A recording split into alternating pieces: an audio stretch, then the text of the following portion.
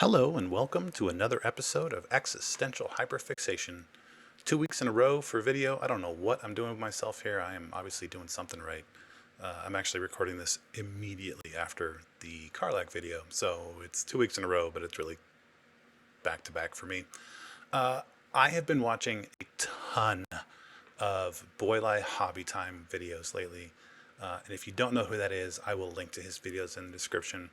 But he makes just the coolest little dioramas and scenes, and his imagination is so impressive and inspiring. And so, with watching all those videos, I felt impressed and inspired, and so I decided to make a little diorama. And I went to my local hobby store and I found a bunch of random little figurines, and eventually brought the right combo together to put this little scene into or into existence.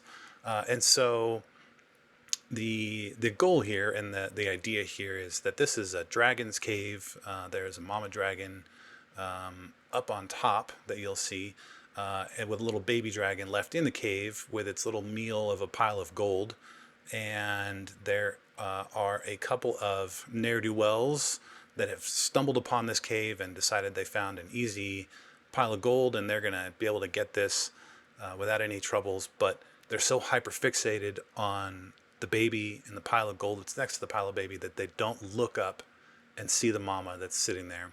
And I feel like that's such an apt comparison to how it feels to live with ADHD sometimes, where we get so hyper fixated on the easy thing, or the relatively easy thing that's sitting right in front of us, and we're not really paying attention to the bigger thing that's just right ahead, or just above us, ready to pounce. And sometimes that bigger thing is just a load of laundry.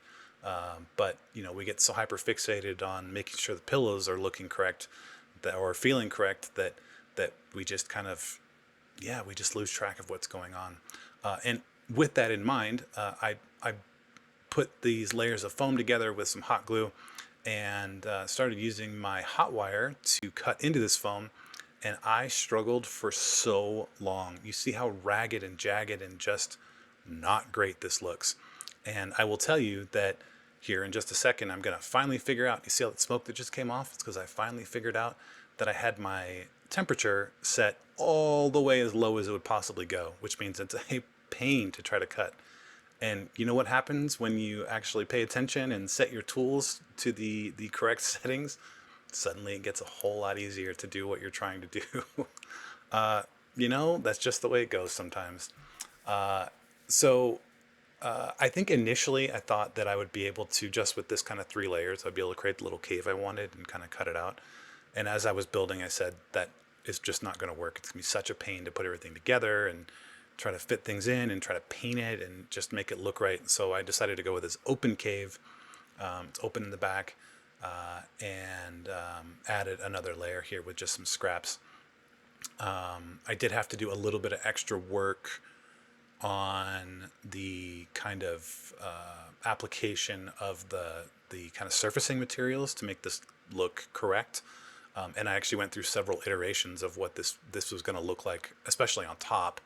But overall, this came out really, really, really cool. So once I've got everything hot wired, and cut like that, you see there's a small kind of height difference between, you really can't see, but there is a small height difference between those two pieces on top, that it's going to take me several tries to get fixed. But I come back with just an emery board for like nails. I have a whole stack of these that I keep in various states of having been used on my desk, and get this all kind of sanded and smoothed over. I start with a layer of the good old Mod Podge and black paint. I have gone through, just since I started this channel, I think I've gone through 2 full containers of this stuff.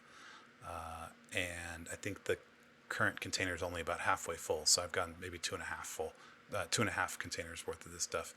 I use a lot of Mod Podge. That's why that big container of Mod Podge is right there on the left, because I just had to refill it. So once I got all the black applied, and this is really just meant as a base coat. This is not really going to be any kind of coloration. I wanted some kind of sandy, stony texture, and started with this like texture paste. This is Vallejo texture paste, and thought, okay, maybe this will be the right thing, and I can fill in this gap.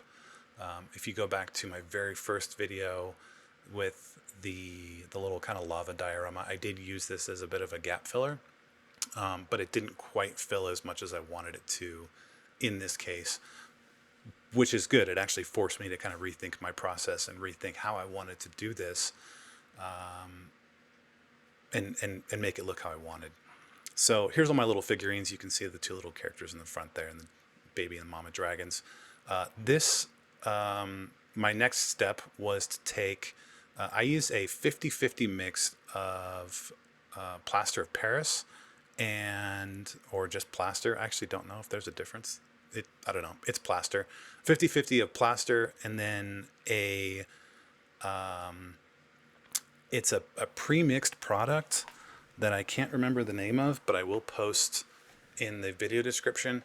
That is, it's like half paper mache, or some part paper mache and some part plaster, but it doesn't have enough plaster in it for what I want to do on my little dioramas, so I add more plaster to it. And then I add some paint to color it in, really just to make it so that I don't have to go through and repaint everything once I apply this plaster mixture. You see, I'm going to cover pretty much the entire model with this stuff, but this is a lot thicker, and it does allow me to put some bark chunks in here as rocks, pretend rocks, fake rocks, make-believe rocks. I could use real rocks, but why would I do that when I could make it harder and use bark? That's just kind of how it goes in the miniature diorama world of things. Sometimes you gotta do things to make it harder on yourself. So getting all this plaster mixture down, and I'm just kind of using this like tongue depressor stick as just my spreader, and adding a little bit of surface texture with that. I do come back with some sand, which is not the right first step, and then I add some larger gravel. You should be going largest to smallest. Sometimes I like to do things the hard way, and as I'm adding all the rocks and stones, you see I'm adding more sand in here on the inside of the cave, more sand on top. Again, still not the right order. I should have started with the bigger rocks first, and I didn't. So I'm going to, I skipped a whole bunch here for some reason. I think I had problems with my camera recording, but basically I ended up covering the entire top surface with little bark chunks to make it look like rocks. And then I added a few more rocks along the lower section where the little people are, and just got an overall texture like I wanted. I did fill in some with some hot glue and filled in some of the cracks and gave it a black prime all over, and then a white kind of zenithal highlight. I did set the mama dragon in there permanently just because I actually built the rocks around her, because the base that she came on had rocks already built in, and I thought I'm just going to extend this texture over this whole top surface. So then I'm doing a series of washes here. I'm using kind of a brown, and then a sepia, and a green. Actually a darker brown, and then a lighter brown, and then a sepia, and then a green. All of the figurines got primed black. I did a white highlight, a white zenithal highlight, which, if you don't know what zenithal is, it's basically just simulating a lighting source. So I use a white ink through my airbrush, and I just kind of spray it in one direction, from one consistent direction, and it only lands on the areas that would be receiving that light. And then you can use contrast paints, or I use speed paints from Army Painter, and because those are translucent, they settle into the kind of lower areas of the model. And you can see, as I'm painting this mama dragon here, you can kind of see the overall process. But those settle into the lower areas, but they also allow either the light or the dark color underneath to show through some. And so you can see here, there's just a natural highlight and shadow by kind of pre-painting the models like that, and then using a semi-translucent paint. So in my little head canon, these dragons eat this gold, and that's why the baby dragon is in the cave with the pile of gold. And when they eat that gold, it turns into parts of their body. So on the mama here, all of these kind of horns and talons and claws are made of gold, and that's as a result of their diet of eating this gold. I don't know if that's true in any version of any storytelling, but that's true in my head, in my head story. So as I'm applying all this gold, and this is also a speed paint gold, but it's not really translucent. I don't really know why it's part of the speed paint line, but it works fine. It's nice gold, good to go. Painted some teeth colors on there. Here I am applying a kind of purpley color to the inside of the mouth that I will come back and do a little bit more, like a second layer of like a pink on the tongue. I'm doing some dry brushing on the rocks and really just bringing out all the highlights after doing all those washes. Overall, this was a fun project, and I think, this could, if you all enjoy this video, I can definitely do more things in this world. I've got a stack of boxes of little figurines on the corner of my desk that I could build out into a small little world. I think we all create our own worlds in our heads when it comes to certain things. So after all the dry brushing, I'm just going to do a little bit more dry brushing on the mama dragon up top just to bring out a little bit more color. But if you like this video, please let me know. If you didn't like it, let me know. If you'd like to see me build out more of this world, I've got a few more ideas that I can work on. Thank you so much for joining me today. I hope you liked the video. Drink some water, take your meds, and have a great day.